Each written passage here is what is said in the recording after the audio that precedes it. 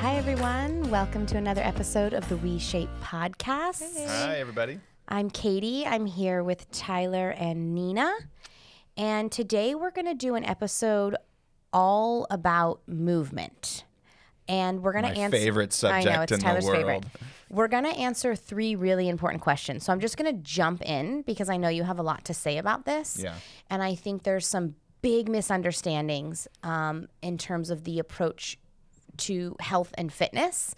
Like Nina and I talk about this, a lot around the difference between fitness and wellness, huge difference. So I'm going to jump right in because I know you're going to have a lot to say. Mm-hmm. So the questions that we're going to be answering today are, why is the fitness industry failing us?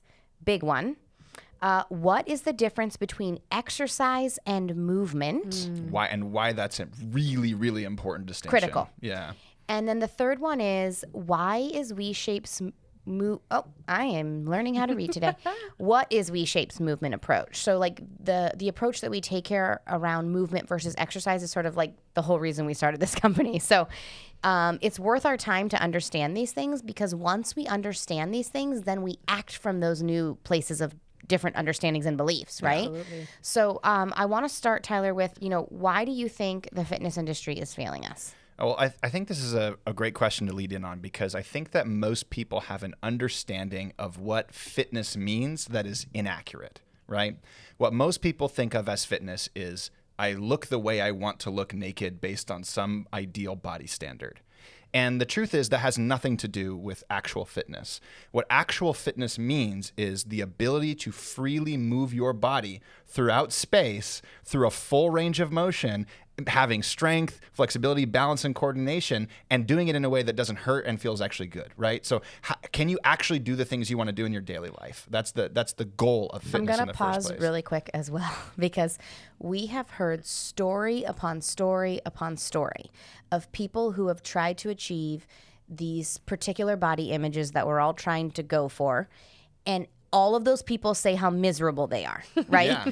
Even if you get there, it's not going to make you happy. I think the most important thing to focus on is that what you're talking about is how your body feels. Not how it looks. How your body looks. Yeah. Because you can look a certain way and you can feel like shit. Yeah. So I think I just want to make that distinction right off the bat. Like, Absolutely. We've had many people on here who were like competitive fitness models. Yeah, achieved the ideal standard that Yes. everybody would look at and say, I want to, and they were miserable and their body Yes. hurt and their hormones were trashed and they felt Yes. horrible about themselves. Big distinction. Yeah, Okay. big distinction. So Okay.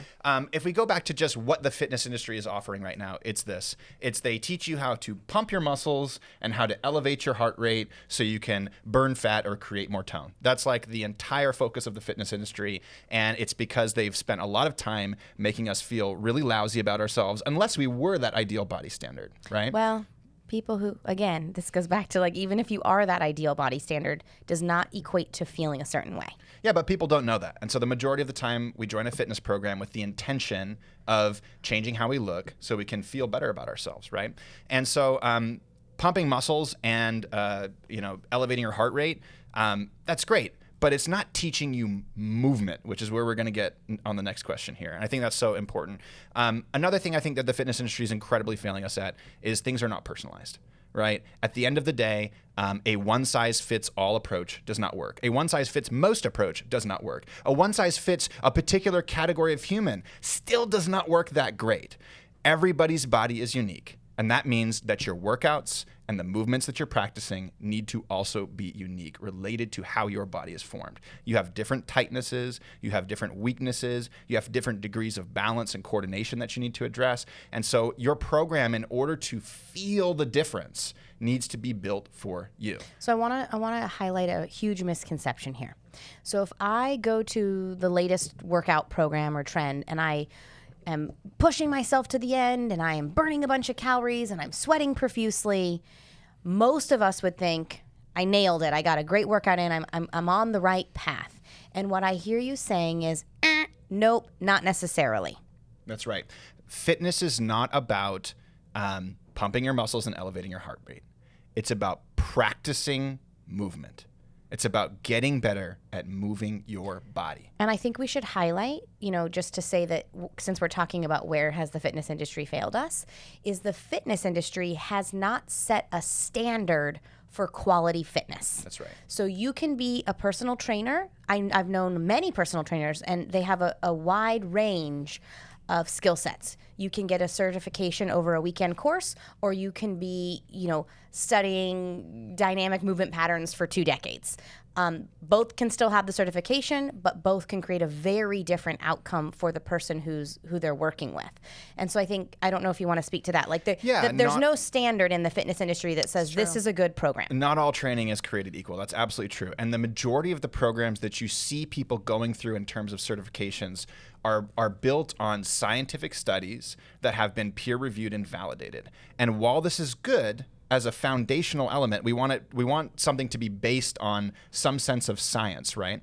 The most contemporary science is like 50 years ahead. So like a lot of these certification programs you might go through as a trainer, which oftentimes are incredibly short as well, like a weekend certification or like something you could do from home.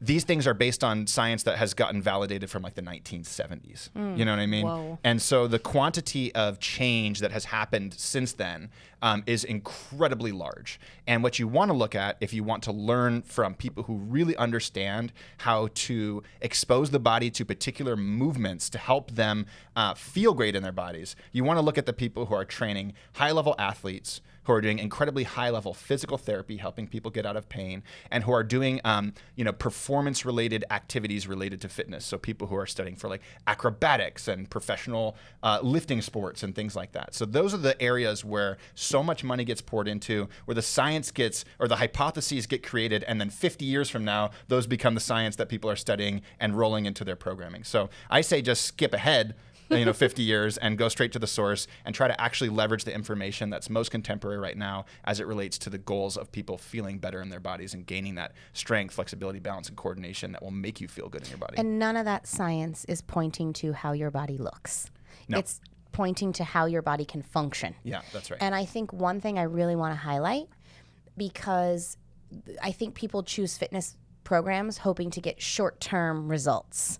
The reality is, you have to play the long-term game here. Yeah. As we age, our body starts to break down in ways that we aren't prepared for. And I think that we need to hold this idea of sustainability at the forefront of our mind when we're selecting a program to participate in. Because we've met with physical therapists and people at the top of their industry who really have shared with us, if you're picking a fitness program that is rooted in pumping your muscles and burning maximum amount of calories and exerting maximum amount of effort, it is not a matter of if you're going to get hurt. It's a matter of when.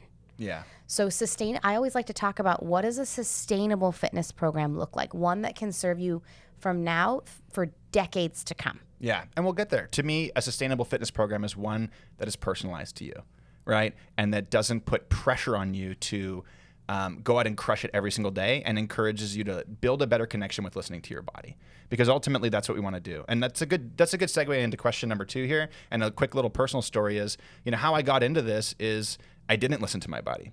I remember the last big gigantic injury I had, I was doing gymnastics and I was pushing myself because the coach was yelling at me to do something, and I pushed extra hard even though my body was saying, I don't know about this, and I ignored it.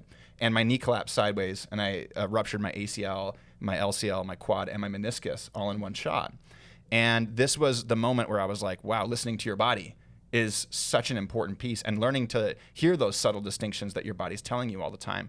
And it's also the transition point where I went back in to try and do traditional movements. You go to the gym and you're doing like leg extension, things that pump your muscles and are isolating muscles and stuff. And most of that stuff is really painful when you've suffered from injuries that force your body to kind of re-coordinate movement patterns. And so I spent a lot of time learning about physical therapy, traveling the country, learning from some amazing trainers, some amazing physical therapists, and essentially rehabilitating myself. And along the way, I kind of recognized some patterns in that, which is that everybody who's really good at this isn't focused on exercise. They're focused on movement, right? So maybe we dovetail into question number 2. Let's go there. Yeah. All right. So the second question is, what is the difference between exercise and movement? Okay. The most important distinction that I think of in terms of exercise and movement is exercise oftentimes is approached mindlessly. okay?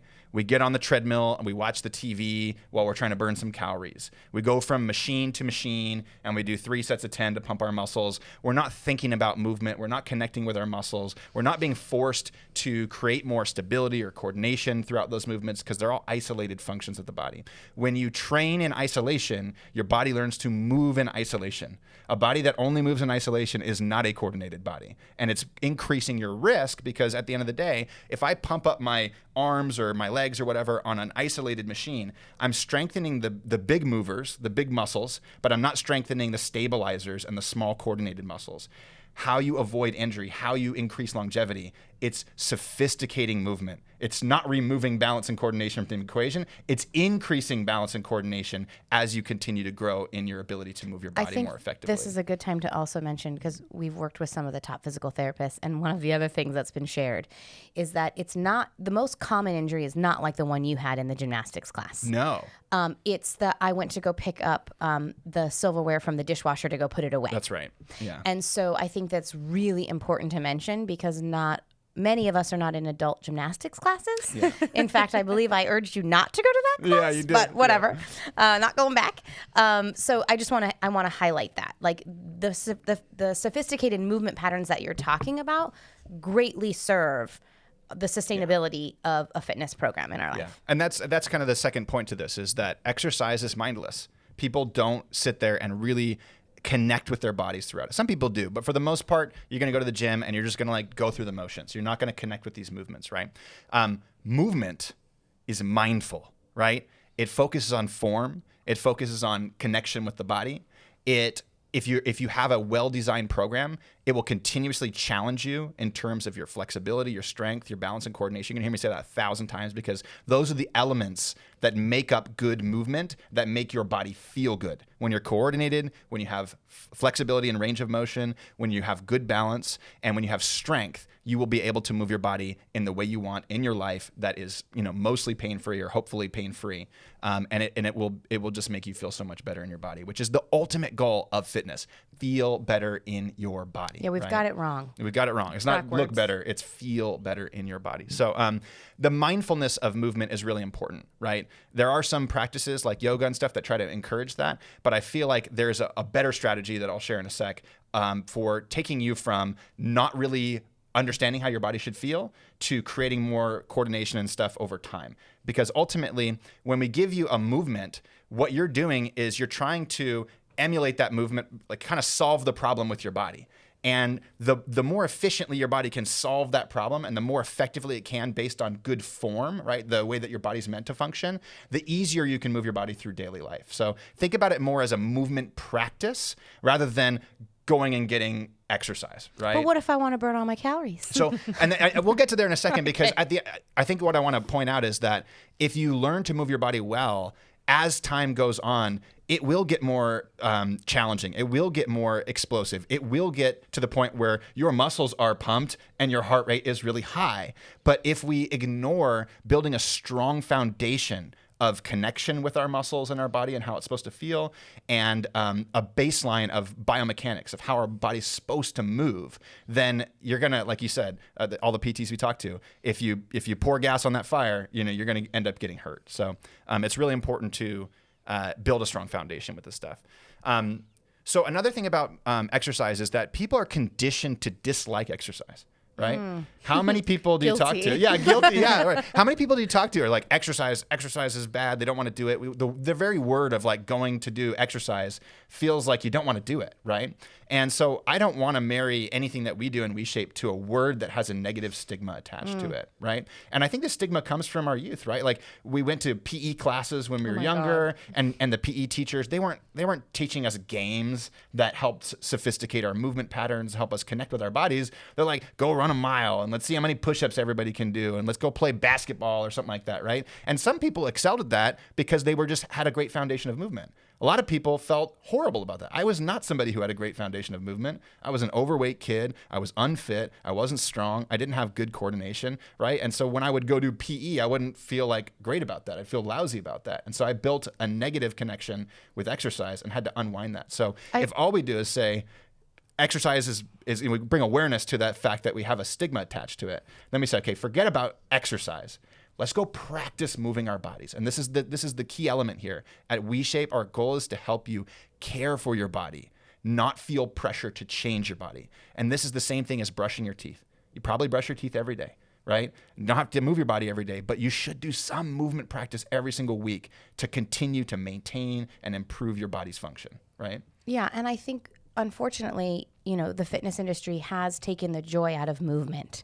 And I know, Nina and I for years would, do different diets or fitness things. And it wasn't until I started adopting a love for movement and focusing on how my body felt that I actually found myself moving more. Ironically, It's like we think that we're going to get, motivated to do it. But it's actually like, I think shifting that intention and focusing to movement as even just an experiment in your life, I think can go pretty far. Yeah, it's big. I mean, we had somebody on the podcast a little while ago who was a professional fitness competitor who, like you said, everybody was praising the direction, and she's like, it was miserable. I hated it. I felt horrible the entire time. I don't even know why I was doing it, right? And yet we all believe that if we get there, we're going to feel really happy. Yeah. Right. And it's just not true. It's not true. What's going to make you feel happy is waking up in the morning and being able to go through your daily life and do whatever you want with your body. And I know it's a big ask to say, okay, everyone, ditch exercise, focus on movement. So what I like to do is, instead of changing a belief system in a second,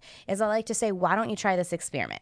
Try focusing on movement, try focusing on how you feel, and just do that for a little while and see what happens. And I think that the results will speak for themselves. Totally. So is there anything else you want to say about exercise versus movement? So just to piggyback on what you just said too, is we've had so many people in WeShape join the program, start on the movements, and I'll go over kind of how we approach things in a sec, which will give you some clarity on this. But they start out, and oftentimes it's like, this doesn't feel like I'm doing enough. It's not hard enough, It's not hard enough. And their model in their mind is go to a fitness routine, sweat, pump your muscles, do that for a month, burn out, don't do anything for a month, repeat. And basically all they're doing is taking one step forward, one step backward, one step forward, one step backward. And that's what most people get stuck in, right? Or another problem that people get stuck in is they just do the same program over and over again. And the body needs more challenges in terms of sophisticating the strength, the movement, the coordination, the balance, the flexibility in order to adapt. And the adaptation is the growth of our ability to move, right? But these clients will come in and just, for the first couple months, I was like, what am I doing right now? But then I scaled the movements up, and all of a sudden I was like, okay, now I'm back to doing something that I thought I could do before.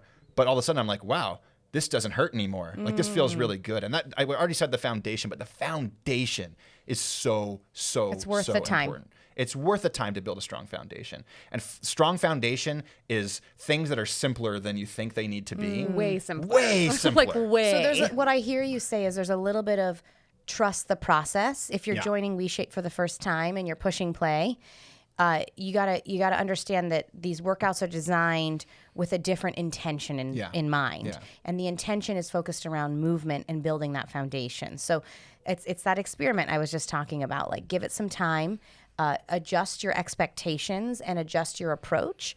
And I think like many people in our community have said before, wow, after a couple of months, I really start to felt what you were talking about. Yeah, it's a big difference. It's like my favorite comments are always like, I could never pick up my dog food bag before, and now I throw it in the back of my car with ease, and just stuff like that. I think it's so powerful when you really practice movement. What happens is not only do you get stronger and more balanced and coordinated, and you scale up the movements and you feel good in the workouts, but you just start to go through your daily life and you start to notice things like, whoa, I'm picking something off the ground with good form all of a sudden, when before I would just do it with horrible form and my back would always hurt, and you can do things that you couldn't do before. And so that's kind of the last point about movement and exercise. Exercise, again, is focused on how you look. Movement is focused on how you feel, and how you feel is related to longevity. So if your ultimate goal is to live as long as possible, function and do the things you want to do as long as possible, get the whole exercise, kick your own butt out of your mind, and focus on building that strong foundation of movement. And I'm just going to ask, if you're listening to this and you're trying, did it work in the past? Yeah. Yeah. I mean, I think sometimes we just go to the next thing before ever examining the things that we've tried. And many people tell us many stories about how I've tried this and it didn't work. I've tried the same. It's like the same thing wrapped in a different package. Yeah. And so we're really asking people to really pivot here and go down a different path. And so trust the process. And I'll bring up this other point I'm going to make. I think it's going to come up in the next part. So why don't we talk a little bit about what is WeShape's like approach to this movement? Like how are we giving our community this experience? Yeah. So I want to start with how the body is meant to learn to move. Okay. So as we're born, our hardwiring, our DNA literally is already programmed to teach us how to slowly go from being a baby that can't do much to being a toddler that can move its body around the world, to being able to function as a child and do many of the things that even adults can't do at this point, right? And how that works is this. We're born, and the first thing we learn how to do is breathe, right? And after we learn how to breathe, we start to lift our head up, but we lift our head up by facilitating core stability. So a baby starts to learn how to brace their core in order to lift their head because their head's so heavy, right? Then as they lift their head, they start to learn how to roll. They start to learn how to move from side to side. Then they come to a kneeling position that becomes crawling, that becomes standing, that becomes walking, that becomes running, right?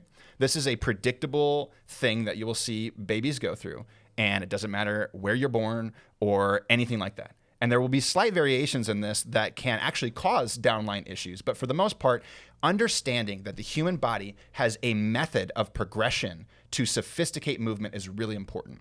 Secondarily, on top of this, when we practice movement, we release something called brain-derived neurotropic factor, okay?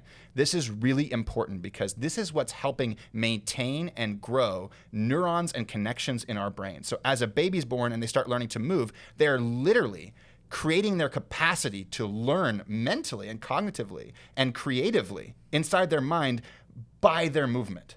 So as adults, we can recognize that we can increase the sharpness of our minds and our ability to learn new things by learning new physical things, right? Wow. So it's a beautiful way to strengthen the brain as well when we're really mindfully practicing movement. So this is how the body's meant to learn. And why I wanted to start with that is because what we focus on at WeShape is two things.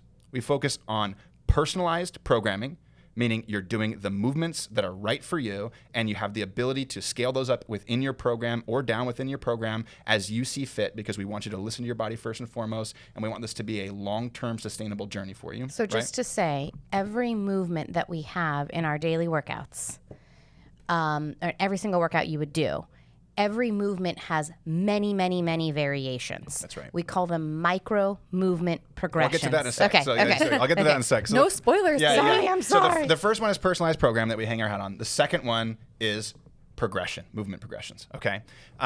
So with a movement progression, we're looking at that same pattern that people went through as an infant, right?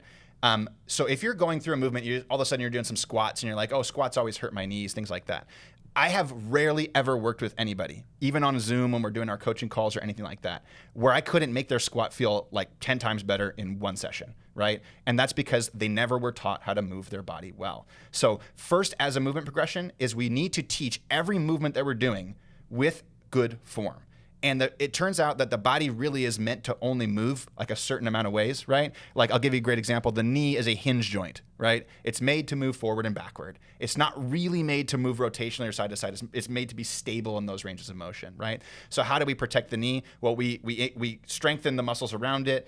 We increase the range of motion in a way that's pain-free. And we strengthen the stabilizers around that support that movement, that joint to do what it's supposed to do. We don't tell people, keep doing squats even though your knee joint's doing something that it's not supposed to do, right? So we have to focus on good form first as the foundation for every single movement. And what we do inside the product is we spent it's been like 5 years of building these things, but we build these cues, these visual cues that teach people how to move their body well. And this is another thing I get from our calls is like, I have done 3 months of physical therapy after a knee replacement surgery, and nobody ever told me that I'm supposed to look down and make sure my knees go in the same direction as my toes. Oh, that's or scary. Or that my weight's supposed to be 70% on my heels and then 30% on the ball of my foot, or that I'm supposed to grip the ground with my toes, or that I'm supposed to push my butt back first instead of my knees forward first, right? So we spend a lot of time analyzing how to teach people to move their bodies well in the simplest way possible. Because, like another thing, right?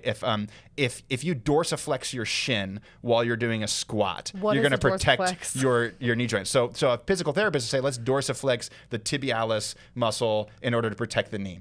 And we're like, that doesn't do anything for anybody, right? So we're like, lift your toes to your nose while you're doing this, right? And then we give you visual cues to it. So we've taken a lot of time on the form side of things.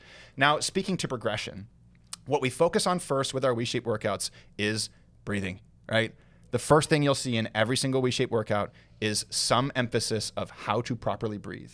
And there's two things that we want to focus on. One is deep diaphragmatic breathing, because in numerous studies, they've looked at the most important qualities to longevity. And one of the most important qualities to longevity is lung capacity. And very few people ever do any sort of exercise of their lungs and stretch of their lungs. How do you stretch your lungs?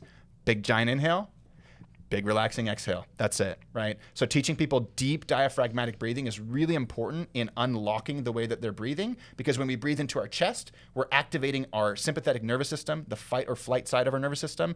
It's causing a cortisol dump throughout the day. It's increasing our stress. It's decreasing our ability to have that peacefulness. When we start doing that deep diaphragmatic low belly breathing, not only are we stretching those lungs, increasing our longevity, but we're also activating the parasympathetic side of our nervous system, the rest and digest side. So I used to ask you to skip those parts of the workout, and you're like, stop skipping that. It's like the most important part. It's so important, yeah. People breathe so improperly. We just take it for granted. Yeah, we do. And the reality is, I think most people breathe up into their chest because they don't want to breathe into their bellies, because they don't want their belly to stick out. Yeah. That's it. You feel it going against your jeans when you're sitting down, and you're like, ugh. So it's having to relearn that a little bit. It's really important. And the second type of breathing is what's called braced breathing, and we teach a movement called the elevator, which teaches this. And braced breathing is how to properly activate your core so that you have core stability. This is important because before we do any movement as a human being, the first muscle to fire, it's not the intended muscle. So if I go to pick up this cup of coffee, it's not my shoulders and my arm, it's the core. The core always fires first, because you cannot move a limb without a stable midsection. So we teach you how to do that more functionally, and this has helped so many people with low back pain, SI joint pain, even upper back pain as well, because learning how to brace your core properly means that your likelihood of getting injured during movement in your daily life or your workouts goes down significantly, especially injuries related to your spine, right? So we start with that. You were going to say something? I was just going to say, when people go, oh, so what are your workouts at WeShape? I go, it's complicated. Yeah. I mean, the user experience here is that people just come, they log in and they push play, and they're getting these unique customizations that are rooted in everything that you're talking about. But I think that the purpose of this episode is to share the complexity behind the scenes. Yeah. These workouts were not designed to pump your muscles and get maximum calorie burn. These workouts were designed with your unique physiological needs in mind, and they're very complex behind the scenes. But I want to reiterate to the people listening that if you're just joining, you just actually log in and push play. We've done all the hard work behind the scenes, but is there anything else you want to say? I'm going to echo that in a sec. Okay. So we start with breathing, right? From there, the lower level movements, meaning the movements that people would start at as a foundation, are focused on mind-muscle connection.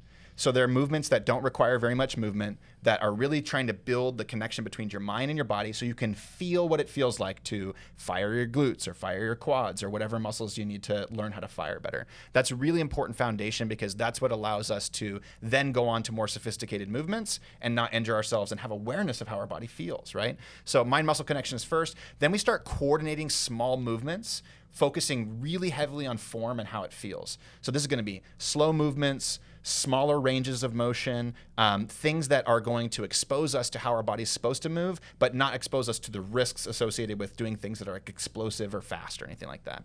Then over time, each movement, as you progress, as you go, I want to make this is too easy, I want to go to a harder variation, right? It's going to increase one of these things, either the strength required to do the movement, the range of motion required to do the movement, the balance required to do the movement, or the coordination required to do the movement. And range of motion, I should say, is flexibility, right? And so the goal is, over time, as you continue to progress from one variation of that particular movement to the next one up, to the next one up, to the next one up, you're not just building strength or changing like a muscle group or how, the way that looks and tones or whatever. You are building that strength, that flexibility, that balance and coordination that's required to feel good in your body. And this is a slow process, but if you focus on consistency over all else, and listening to your body and making adjustments up or down over time, that will result in you learning how to connect with movement, how that feels, and feeling good in your body again. I have a question for you. Yeah. So, like, you're talking about starting with this big, important foundation and then moving forward slowly. When someone comes into our product, I think sometimes they do say to themselves, this is too easy. I'm just doing deep breathing. I can do deep breathing, right? So, like, how would you find that sweet spot of this isn't too easy? I'm building a foundation I don't have because fitness has never given me this opportunity, rather than scaling up to the point where it feels hard, it feels challenging. Because, like, I can do a lot of range of motion stuff that is actually not safe for me to do, and I do tend to get hurt when that happens. Yeah. So, how do you find that kind of sweet spot for someone who's coming in? Just start at the beginning? Well, that's the thing is like range of motion is great, but if you pair it with strength and coordination and balance, all of a sudden somebody with good range of motion doesn't mean they can necessarily do the hardest thing, even if they can assume that position because they don't have the strength or the coordination.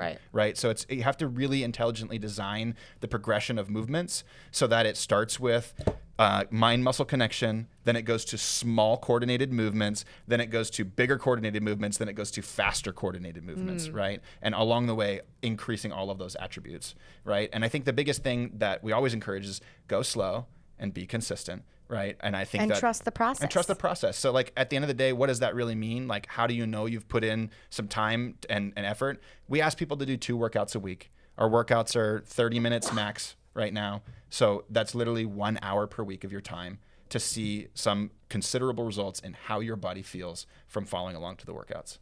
So there you go. To sum up, Really if someone asks you about your workout, you could probably just share this episode. Yeah.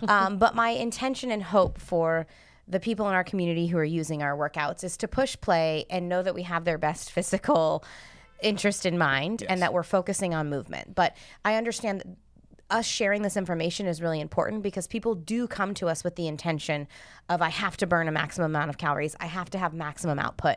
And we wanted to share why we're not doing it that way. Yeah. So I appreciate you taking the time to explain that. And the goal is like, hopefully this will help people like, again, connect with their bodies and move better so they feel better in their bodies. But if you want to think about what it is, think about it as something that is somewhat similar to combining, physical therapy with some aspects of yoga, with a lot of aspects of, really well-designed strength and conditioning programs.